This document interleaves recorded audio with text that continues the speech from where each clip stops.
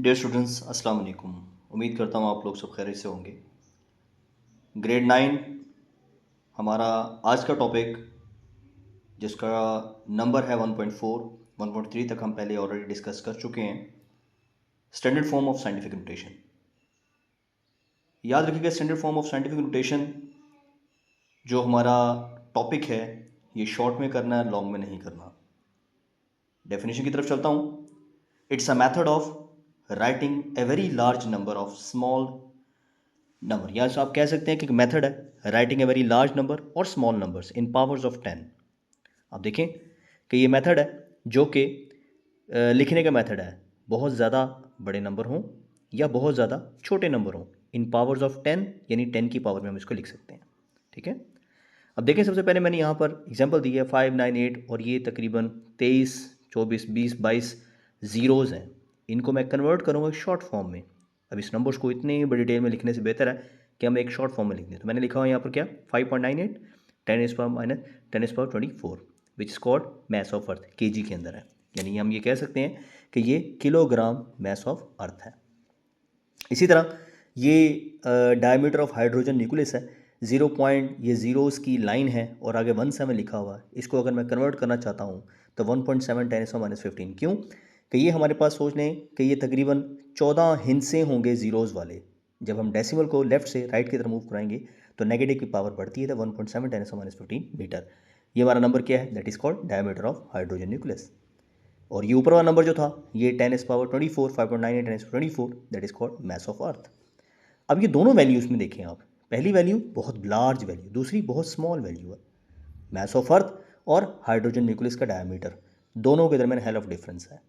लेकिन बड़ी वैल्यू हो या छोटी वैल्यू, दोनों को हमने पावर्स ऑफ 10 में मेंशन कर दिया। That is the method of using the standard form of the scientific notation to write the very large number of the small numbers in the powers of 10। यानी आपके आसान अल्फाज में ये कह सकते हैं, किसी बड़े से बड़े नंबर को, किसी छोटे से छोटे नंबर को 10 की पावर में लिखने के मेथड को हम नाम देते हैं scientific notation method. Next topic की तरफ चलते हैं हम, that is called prefixes to the powers of 10, यानी a mechanism of units to indicate multiplication और division by powers of 10 which are added before units. यानी आप ये कह सकते हैं कि एक ऐसा मैकेनिज्म है, यूनिट्स का मैकेनिज्म है, जिसको हम, जो इंडिकेट करता है, किस चीज़ को इंडिकेट करता है, मल्टीप्लिकेशन को या डिवीजन को, बाय द पावर्स ऑफ 10, 10 की पावर्स के which are added before units, जो हम यूज़ करते हैं यूनिट से पहले। यानी किसी भी यूनिट से पहले, जैसे कि हम कह सकते हैं कि 1 किलोग्राम हमारे पास 10⁻³ है, यानी 1000 है, जैसे ये पहली वैल्यू 1000 है जिसको 10⁻³ लिखा हुआ है, इसको 1 किलो भी कहते हैं। तो वो जो 1 किलो में, ये जो 1 किलो है, ये जो किलो है, that kilo is used as a prefixes which is can be written as in the powers of 10, 10⁻³ या 1000 को हम लिख सकते हैं। यानी आप ये कह सकते हैं कि हम फ़र्ज़ करें कि हमारे पास 10,000 किलो है। अब 10,000 किलो को हम कैसे लिखेंगे, 10⁻⁴ kg, या अब 10 की पावर 6 किलोग्राम है तो हम उसको मेगा किलोग्राम में भी लिख सकते हैं। क्या 10⁻6 को मेगा कहते हैं, सो मेगा किलोग्राम। अब 10⁻6 किलोग्राम है तो 10⁻6 में किलोग्राम को हम क्या लिख सकते हैं, 1 मेगा किलोग्राम भी लिख सकते हैं। यानी अब ये देखें, मेगा भी यूज़ हो गया, किलोग्राम भी यूज़ हो गया। यानी पूरी वैल्यू को, बड़े से बड़े नंबर को हमने स्पेसिफिकली छोटे नंबर में या छोटे नेम से हमने उसको मेंशन कर दिया है। सेम इसी तरह किलो के नीचे देखिए आप, डेका लिखा हुआ है, 10⁻1 which is termed as 10, deci लिखा हुआ है, डी से डिनोट करते हैं 10⁻⁻1 और 0.1 है। फिर इसी तरह सेंटी लिखा हुआ है, सी से डिनोट करते हैं 10⁻2 0.001 है। इस तरह माइक्रो है 10⁻6 0 पॉइंट, ये तकरीबन 5 जीरो और 1 1 है। फिर इसी तरह नैनो लिखा हुआ है, एन से डिनोट करते हैं 10⁻9 0.80 और 1 1 है। तो ये हमारे पास सारी वैल्यूज़ जो है, ये मेथड है, ये प्रीफिक्सेस को शो करने का तरीका, यानी एक ऐसा मैकेनिज्म है यूनिट्स को रिप्रेजेंट करने का, जिसमें हम मल्टीप्लिकेशन भी यूज़ कर सकते हैं, डिवीजन भी यूज़ कर सकते हैं। डिवीजन मतलब यहाँ पर जैसे ये डेसिमल नंबर आ गए हैं, मल्टीप्लिकेशन मतलब जैसे ये हमारे पास ये नंबर आ गया 1000 को 10⁻³ लिखा हुआ है। तो मल्टीप्लिकेशन और डिवीजन, इनकी यूनिट्स को हम किसी भी यूनिट से पहले, यानी किसी भी यूनिट से पहले वो एक नेम से जाहिर करें, that is called prefixes method to represent any numbers in the powers of 10। यानी 10 की पावर में किसी भी नंबर को यूनिट से पहले मेंशन करके कि नाम दे दिया जाए, तो इसको प्रीफिक्सेस का मेथड कहते हैं। तो हमने साइंटिफिक नोटेशन पढ़ी 1.4, 1.5 में प्रीफिक्सेस पढ़ा, ये दोनों आपको क्लियर हो गया है। नीचे मैंने एग्जांपल दी है किलोमीटर की। 1 kilometre is equal to 10⁻³ metre, that is called 1000 metre, या 1 millimetre is 10⁻³ metre which is 0.001 metre. यानी 1 किलोमीटर हो तो उसको इस तरह लिख सकते हैं या इस तरह, 1 मिलीमीटर और 10⁻³ है या फिर 0.001 है। अब देखें 1 किलोमीटर में 10⁻³ है, अब 10⁻³ मीटर को या 1000 मीटर को हमने लिखा कैसे, हमने लिखा एक प्रीफिक्स नाम दे दिया इसको 10⁻³ को 1 km, तो वो किलोमीटर क्या है, एक प्रीफिक्स। जिस तरह हमारे पास 10⁻³ मीटर है, 0.001 मीटर है, इसको हमने एक प्रीफिक्स का नेम दे दिया दैट इज़ कॉल्ड 1 मिलीमीटर। तो हमने ये km या मिलीमीटर, mm भी कह सकते हैं, तो ये हमने जो नाम दिए दोनों दैट इज़ कॉल्ड प्रीफिक्सेस हैं, और जो हमने यूज़ किए हैं किसी भी वैल्यू से पहले, किसी भी यूनिट से पहले। तो ये मेथड हमने दोनों पढ़े, साइंटिफिक नोटेशन का और प्रीफिक्सेस ऑफ 10 का, ये आपको समझ लग गया होगा। नेक्स्ट टॉपिक की तरफ चलते हैं, स्केलर्स एंड वेक्टर्स। अब स्केलर्स और वेक्टर्स क्या है, तो देखिएगा यहाँ पर physical quantities are divided into many parts. Physical quantities की बहुत सारी पार्ट्स हैं, बहुत सारे पार्ट्स हैं। स्केलर्स हैं, वेक्टर्स हैं, टेंसर्स भी हैं, जो आप हायर लेवल पर जाकर पढ़ेंगे, बीएससी मास्टर्स लेवल के ऊपर जाकर अगर पढ़ेंगे, इंजीनियरिंग लेवल पर वहाँ पर पढ़ जाते हैं। तो ये बहुत बड़ी वैल्यूज़ हैं, लेकिन हम उनको यहाँ पर रिप्रेजेंट नहीं करेंगे। यहाँ पर हम एक्सप्लेन करेंगे जस्ट दो ही मेन है मेजर पार्ट्स हमारे, वो कौन कौन सा, एक स्केलर है और दूसरा कौन सा है, वेक्टर। स्केलर की तरफ चलते हैं।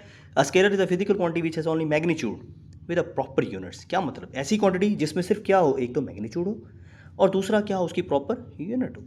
ये दो चीज़ों को रिप्रेजेंट करने वाले टॉपिक का नाम हमारा क्या है, स्केलर। और स्केलर किसका पार्ट है, फिजिकल क्वांटिटी। फिजिकल क्वांटिटी क्या है जो हमने लास्ट टाइम पढ़ी थी, क्या ऐसी क्वांटिटीज़ को हम फिजिकल क्वांटिटी कहते हैं which are easy to observe and easy to measure, यानी जिसको हम बासानी ऑब्जर्व भी कर सकें और बासानी मेजर भी कर सकें, उसका नाम क्या था, फिजिकल क्वांटिटीज़। अब उस फिजिकल क्वांटिटीज़ में सबसे पहली जो quantity that is called scalar.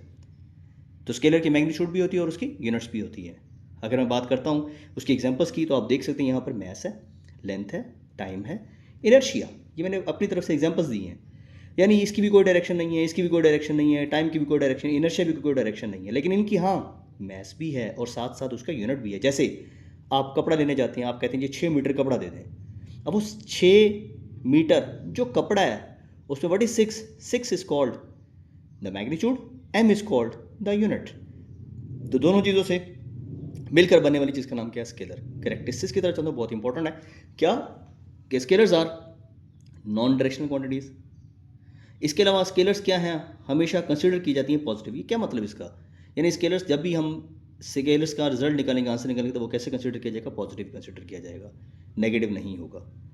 जैसे हमारे पास और स्केलर्स को और कैरेक्टरिस्टिक जो मेन है, सबसे मेन ये बोर्ड मैस रूल को हम फॉलो करते हैं। ब्रैकेट ऑर्डर्स, ये इसका रूल है, जिसमें कौन कौन सी चीज़ें जाती हैं, ब्रैकेट ऑर्डर में ब्रैकेट्स लगाई जाती हैं, ऑर्डर में हम ए स्क्वायर जैसे कर देते हैं, जैसे एरिया का स्क्वायर है, और उसमें 4 मेथड यूज़ किए जाते हैं। कौन कौन सा, डिवीजन, मल्टीप्लिकेशन, एडिशन और सब्ट्रैक्शन।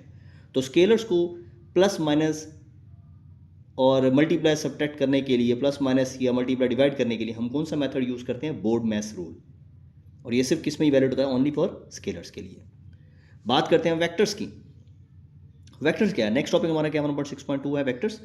तो ऐसी फिजिकल क्वांटिटी वही जो हम पढ़ चुके हैं लास्ट टाइम कल के लेक्चर में, कि जिसको हम इजीली ऑब्जर्व भी कर सकें, मेजर भी कर सकें, वो फिजिकल क्वांटिटी है। और उसमें दो चीज़ें होंगी, क्या क्या चीज़ होगी, एक उसकी मैग्नीट्यूड होगी और दूसरा उसकी क्या होगी, प्रॉपर यूनिट्स, और सबसे मेन चीज़ सूटेबल डायरेक्शन होगी।